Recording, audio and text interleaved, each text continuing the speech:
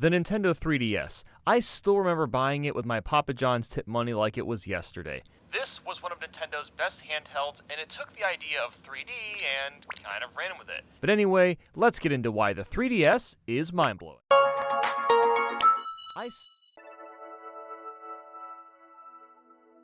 3D without the 3D glasses. Now that's rad.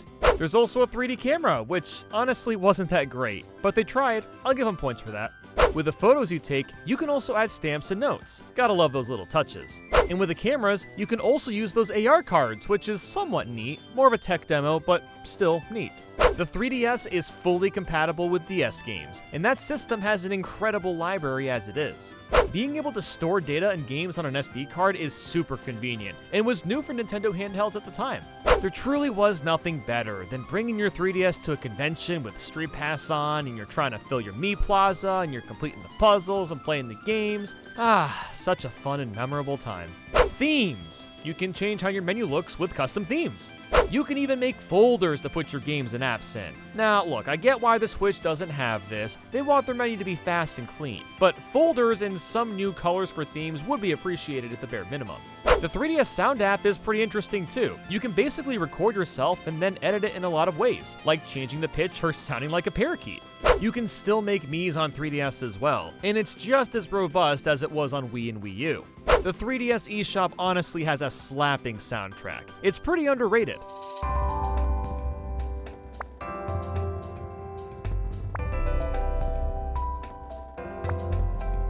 And I love how it's laid out too. It's a touch unorganized, but it has categories for bestsellers, games on sale, demos, indies, virtual console, and so on and so forth. The virtual console itself is pretty good too, with a lot of Game Boy, Game Boy Color, Game Gear, and NES games. It's also super cool that you can download every Generation 1 and 2 Pokemon game. There's SNES games as well, but it's only for the new Nintendo 3DS systems, which is still kind of weird. You can change the colors of the Game Boy Virtual Console games from black and white to the classic monochrome green. It's really cool how you unwrap a 3DS game you digitally buy. Something about that is so charming. I don't really like the circle pad that much, but ooh, that D-pad is so nice. Feels so clicky and premium.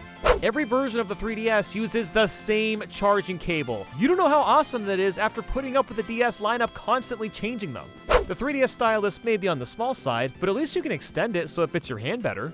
And every stylus besides the new 2DS XL are just right and feel great.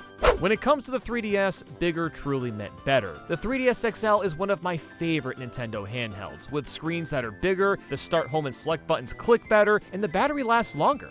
There are some truly beautiful variants of the 3DS XL too. Like that Smash Bros. One is so pretty with all the characters lined up in the back.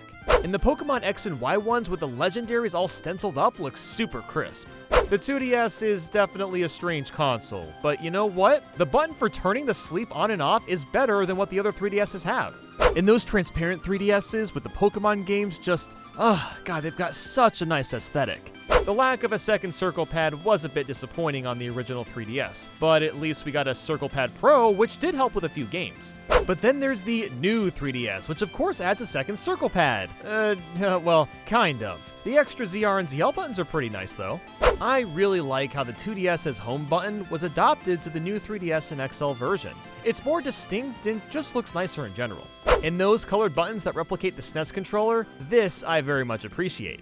But the new 3DS also enhanced the 3D effect to make it better, and there's more processing power so things load faster. Plus, Amiibo work with the new consoles, instead of needing an NFC reader to scan them into games.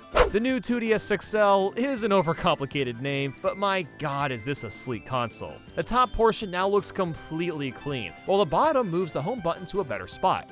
All of this, and we haven't even touched on the insane game library. We've got Super Mario 3D Land, Mario Kart 7, New Super Mario Bros. 2, Kirby Triple Deluxe and Planet Robobot, Ultimate NES Remix, Miitopia, Animal Crossing New Leaf, Ocarina of Time, Majora's Mask, and Star Fox all in 3D, Smash Bros. For 3DS, Fire Emblem Fates, Legend of Zelda Link Between Worlds, Kid Icarus Uprising, and the list quite literally goes on and on and on. This will probably be the last dedicated handheld we ever get from Nintendo, especially considering the Switch has been so successful as a hybrid. So let's just take a minute to appreciate what the 3DS has given us. Thanks for watching.